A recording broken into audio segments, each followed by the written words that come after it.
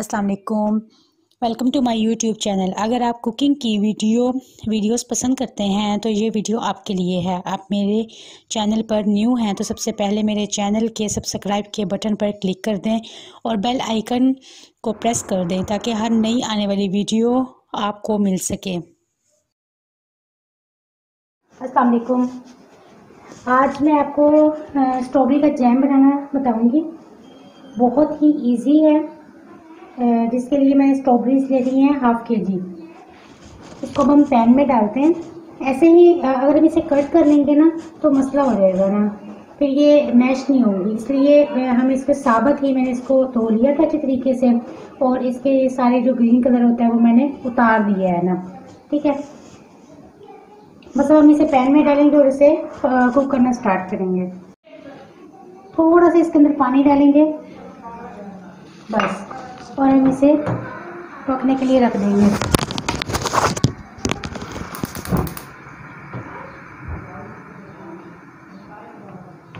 ये अब हम इस स्टेज पे इसे मैश करेंगे ना। ये देखें थोड़ी सी पक गई है। अब हम इसे मैश करते हैं, इजीली मैश हो जाएगी।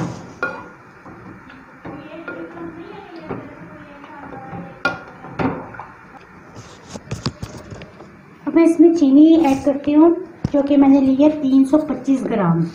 कितनी है? 325 ग्राम, यानी कि 500 ग्राम हमारे पास है स्ट्रॉबेरी और 325 ग्राम हमारे पास शुगर है। क्योंकि ये होती है खट्टी, इसको मीठी करने के लिए हम देखते हैं कि इससे हमारा गुजारा होगा या नहीं।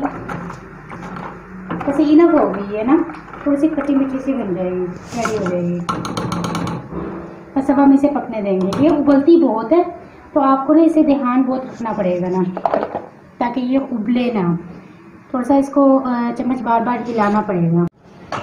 जी ये देखें मुसलसल पक रही है कि ये हमारी, और ये तो झाग भी आनी शुरू होगी। इसका मतलब ये है कि ये रेडी हो गई है माशाल्लाह से। बहुत ही अच्छी बनी है, आप ज़रूर ट्राई कीजिएगा। आप इसको ना यानी कि स्टोर कर सकते हैं शीशे की बोतल में।